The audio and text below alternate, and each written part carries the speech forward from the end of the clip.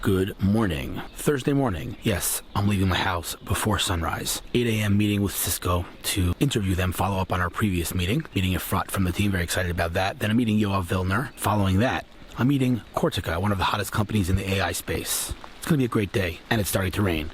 Let's do this.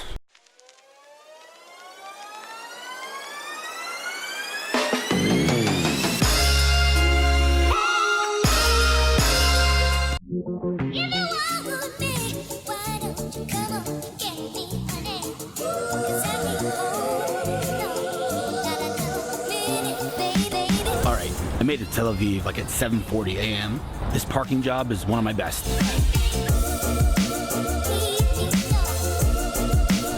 I'm very proud of that.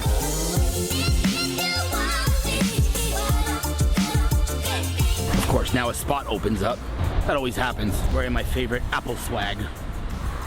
Man, the weather here is amazing. Perfect weather. Today's the last day before Passover. So the traffic is pretty crazy in Tel Aviv, but such a perfect morning. Heading to WeWork now to meet Efrat from Cisco Invests.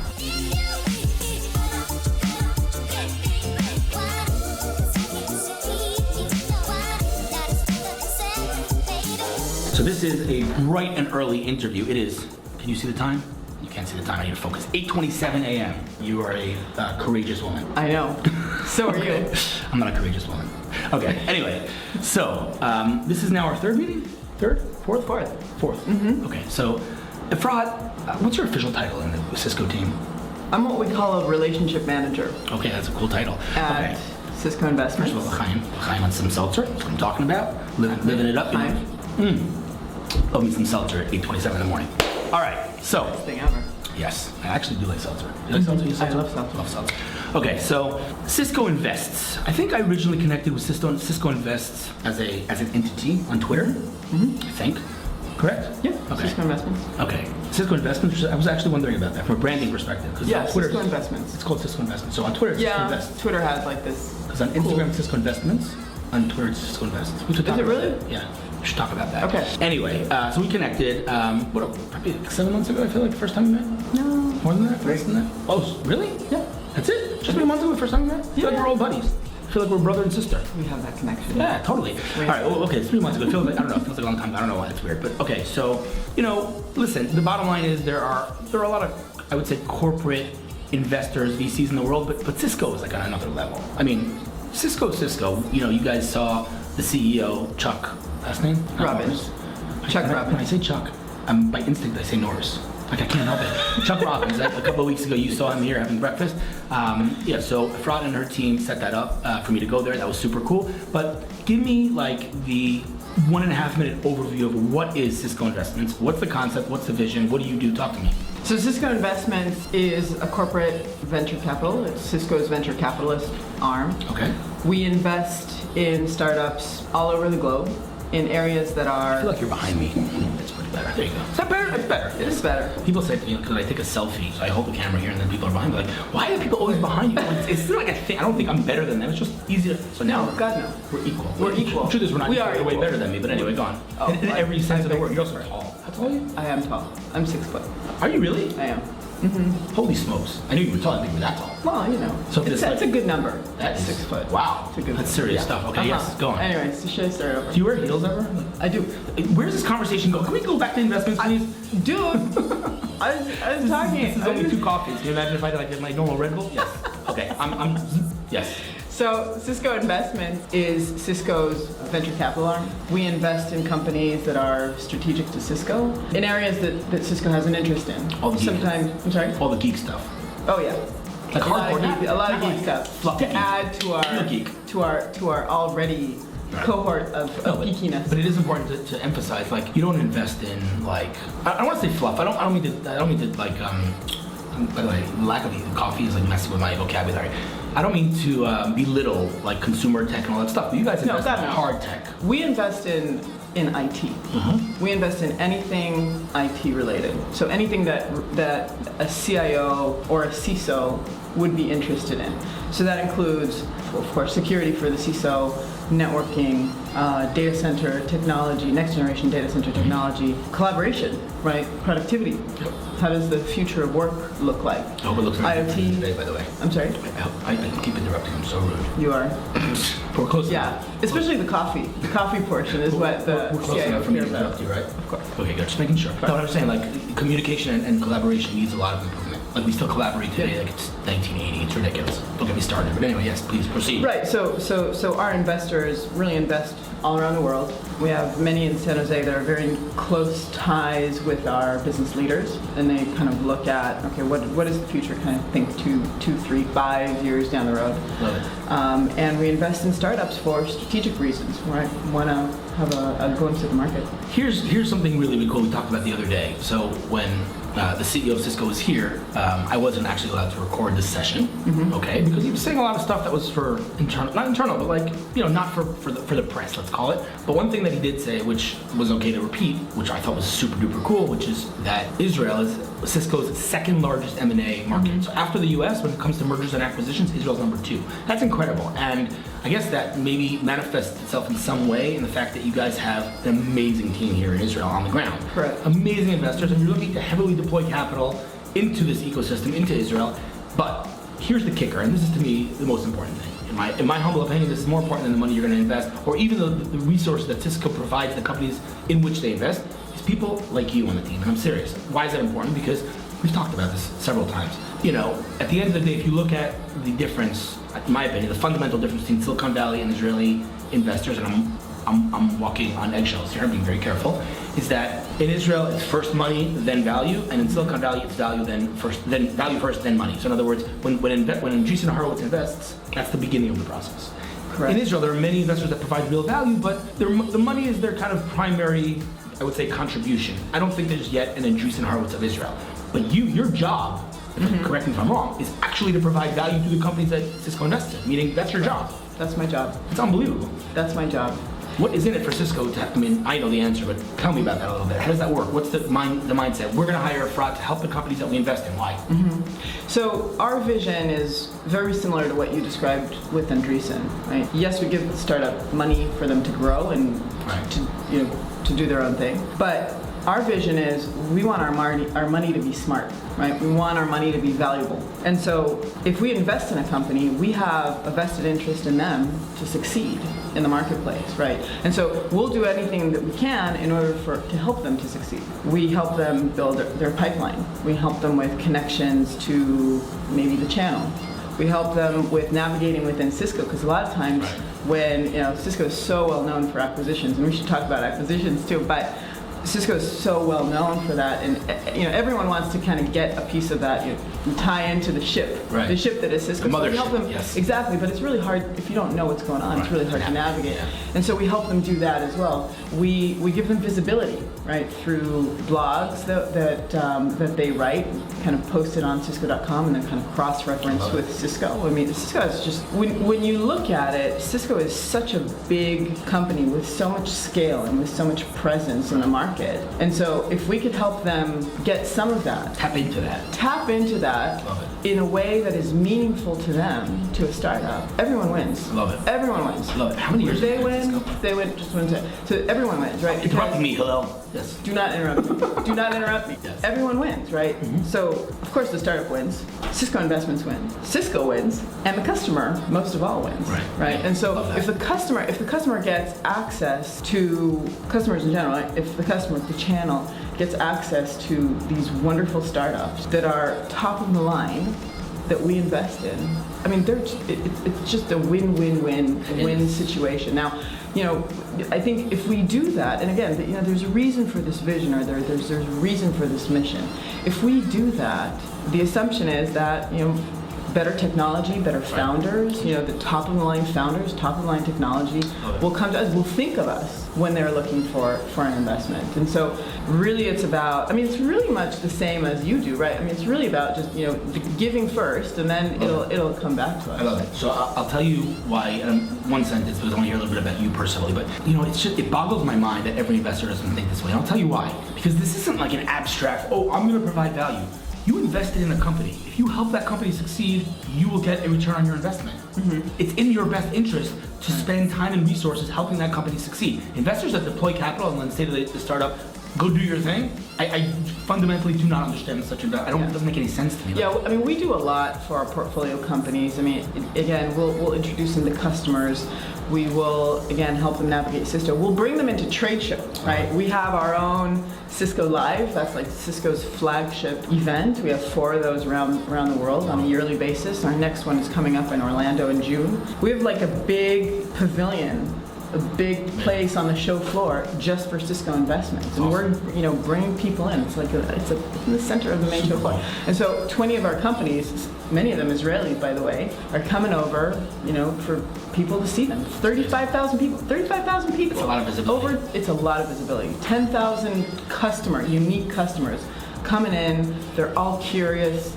They're all, wanting to learn, really absorb new innovation. They're coming to, of course, hear Chuck speak as well, to see Cisco's vision, and they're getting to see Cisco Investment's portfolio. Amazing. Right? I have one question for you though. Sure. What's the story with the chocolate? If I came in this morning, handed me chocolate, there's got to be a story. Like what? Where? Like, do you explain it to me? Why chocolate? Why chocolate? Yeah. Well, I'm a big chocolate fan. Are you? Yes. Like in a minute and a half. What's your story? Where you come? How long did this go? I've been at Cisco for about 8 years now. Whoa! Yeah, I know. The acoustics in this room are amazing. You notice that? The sound is amazing in this room. Does it really? You don't think it sounds great in here? There's no like. No. I love it. There's no. Yeah. The air is on. Let's see what happens if I turn off the air. Let's see if you hear the difference in the mic. Hold on. Wait. It's turning off. Did you hear the sound? The mic? Can you hear it? I'm gonna listen to it afterwards and hear if you could hear the sound when I turn off the air when I turn it back on. Now the air is off. It's better. Really quiet. It's better this way. It's gonna sound better. Let's see. Turning it back on now. So does that mean we have to start over? No. Okay, so 8 years at Cisco. 8 years at Cisco. Wow. Yeah. That's like a lifetime. Yeah, when I joined, I was like, big company, 2 years. Understatement. Max. Funny. 2 years. Max. Wow. What'd you do before? Yeah, I'm there 8 years. Various product management roles. Wow. Product management moved from small business to enterprise networking to cloud-based services to security. I mean, I think the nice thing about Cisco is that it is a big company, right? But the benefit of it is that they really encourage the movement. Oh, really? So yeah. So it's almost like I had like 4 different roles. I think this one is my 5th. Wow. 4. Wow. 4 different. So and so you kind of get to try out different things, right? Different roles, learn different markets, different environments. You're originally Israeli. You're Israeli. I'm grew up here though? Yeah. Cool. Let me ask you one last question, then I realize it's going to suck, he's going to kill me. Do you believe that there's significance to a person's name? Absolutely. Do you? Absolutely. Okay, I'm not going to name. I'll give one example. I'll tell you what. Yeah. In Hebrew, Yeah. it's way more meaningful because some names have a literal meaning to them. And I believe that the literal meaning of a person's name is reflective of them. Interesting. Call it cosmic. I've seen it. So I want to tell you something. Every Efrat that I know, and there are many of them, probably know. Let me just think for 1 second. What does Efrat mean? I don't know.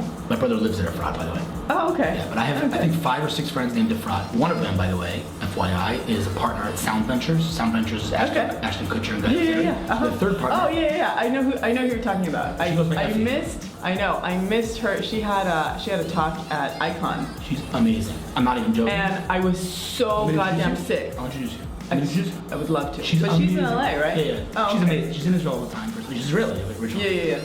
I'm telling you, like the nicest person on the planet. I heard her talk was amazing. I was so freaking sick. I was just.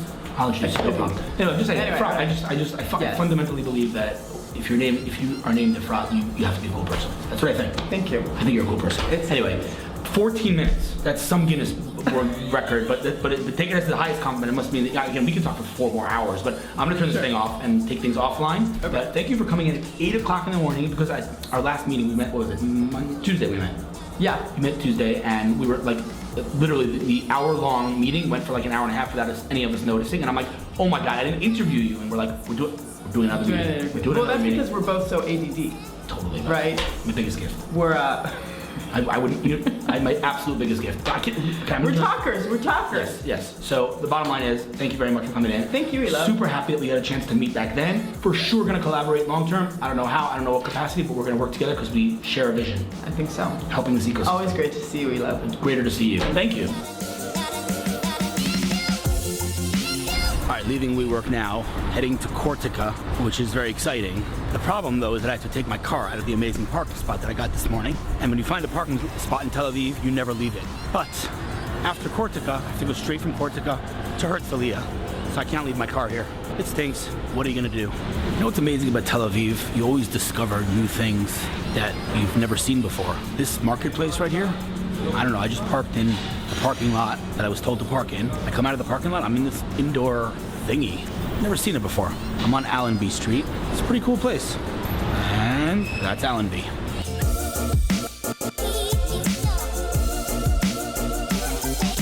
Let me tell you why I love Tel Aviv. I'm here buying falafel on the way to my meeting at Cortica. And this nice woman is standing here in her IDF uniform. And I hear her accent. I'm like, where are you from? Where are you from? South Carolina. Like what the heck? I know, right? What are you doing Lexington, here? South Carolina. What am I doing here? Mid Aliyah. Why?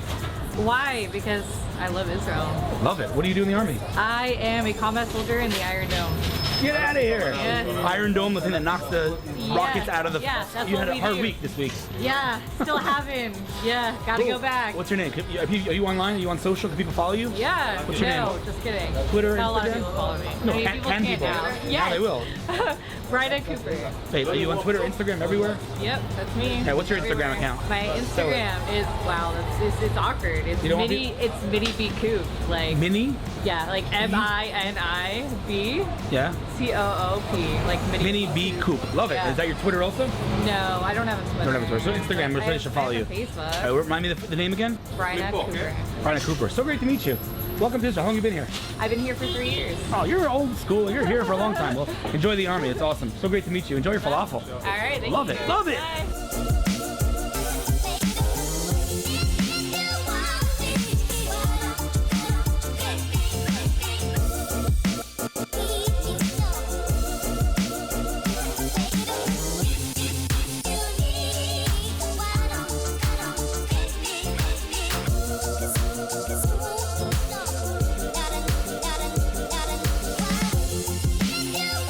I'm turning on the camera real fast before you change your mind. Okay.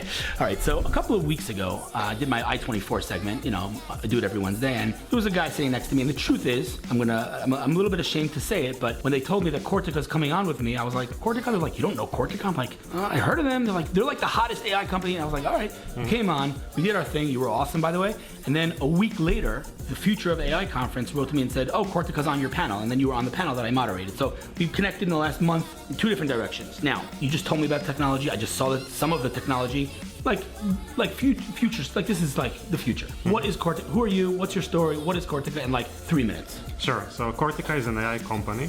We started the company about 10 years ago based on a prior research at the Technion, where the vision was to try and develop the next generation of AI technology. Okay, so everyone's talking about AI. You know, I said at the conference also, everyone's talking about AI, but the truth is there are some use cases, some applications of AI in our world. We see it in different places, but I don't feel like we've yet really reached the potential or fully capitalized on the potential of this technology called AI. Give me just an example or two of what Cortica can do using AI. Let's talk automotive. What can you do in automotive that no one else can do? Sure. So for automotive, the main challenge of the technology today is to be able to react to different edge case scenarios. It's very easy to reach a performance of 99% accuracy, but the challenge is now these edge cases. Now, Cortica has developed a very unique perception engine that can respond, react, and learn from the environment on itself by unsupervised learning. Okay. This allows our system practically to understand in real time the surroundings around the car, to learn and update its knowledge database in real time, and to recognize all these edge cases. We do this actually by predicting the next few seconds of the environmental model that's evolving around the car. So we can understand that this pedestrian is probably going to move with a certain probability here, or if there is a ball on the road, we can predict that the kid will appear to take it. Okay, so let me just try to translate into to stupid people like me, okay? So, I mean, listen, the IQ in this room is like off the charts, and I contribute like 1/10 of it. Let's just leave it, I don't want to embarrass them, but like the brains are a little scary. But the point is like this. I'm driving my car right now and I see a person standing there, I can intuitively, or it might not be 100% accurate, but intuitively I can understand, is this person, does he have his right foot in front of his left foot? That must mean he's about to start taking a walk towards the middle of the road, or different scenarios where I can predict. The famous one is we always talk about, if you have to make a left and kill a cat, or make a right and kill a human, the human driver can make a decision intuitively to not kill a human being. But if a machine can do that with very high accuracy and predict the scenario that's about to happen, that's a game changer, complete game changer. And that manifests itself in very practical things. Last week or 2 weeks ago, whenever it was, we know that Uber, it's an autonomous vehicle of Uber's, killed someone.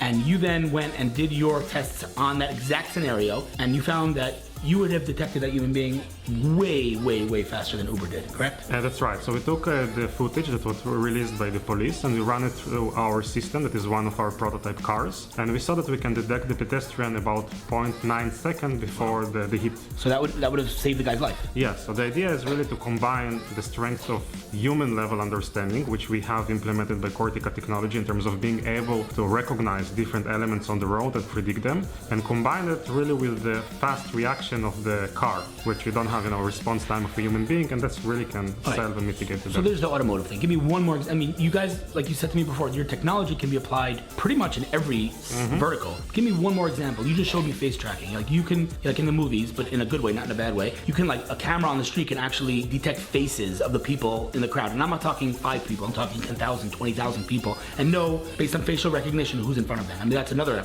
Give me one more example, maybe, of something where Cortica can be applied to enhance our lives. Sure, exactly. So there is explosion of cameras today. There are millions, tens of millions, in many cases hundreds of millions of cameras everywhere, whether those are street cameras or cameras on the drones. So the footage that is produced today is really on billions of images every second. Actually, big data is being generated, visual big data, every second. And you need a technology that can sift through this massive amount of visual data and pinpoint and recognize very accurate and specific concepts. Now, one example is a face recognition. Other examples are recognition of different behaviors that can predict certain situations and so on.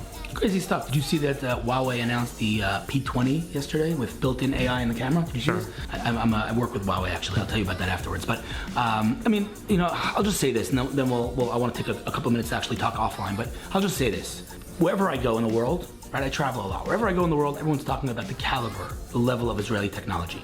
Now, the types of examples that usually are part of the conversation are the Mobileye's and the Waze's and the Wix's, because everyone knows those companies. But there's a whole, sub-ecosystem, I don't know if that's a word, but I just made it up, sub-ecosystem of companies. There aren't many, by the way, but there are some, and I've met some of them, this is definitely one of them, of companies that are doing things that are like mind blown. They're doing it under the radar. By the way, are you allowed to talk about your funding? Do you want to talk about that for a second? You don't want to talk about it?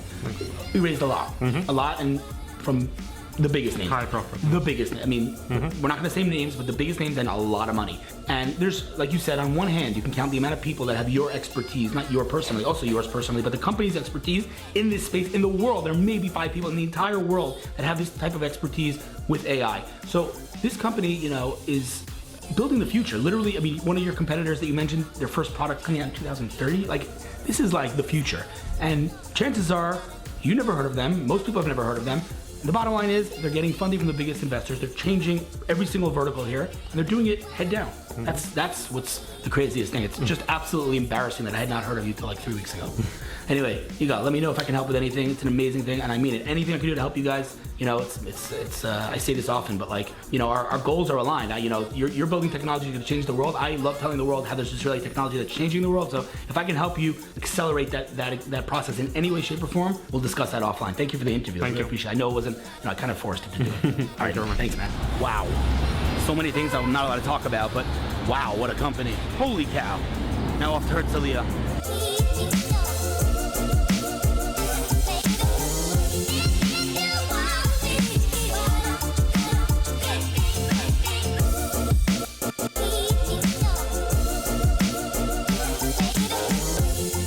Herzliya, to the Ackerstein Towers, where pretty much all the VCs that are not in Rothschild are located. A lot of VCs here. And I'm going to meet a large American enterprise to break into the market. Can't share much more than that. Also, it's windy.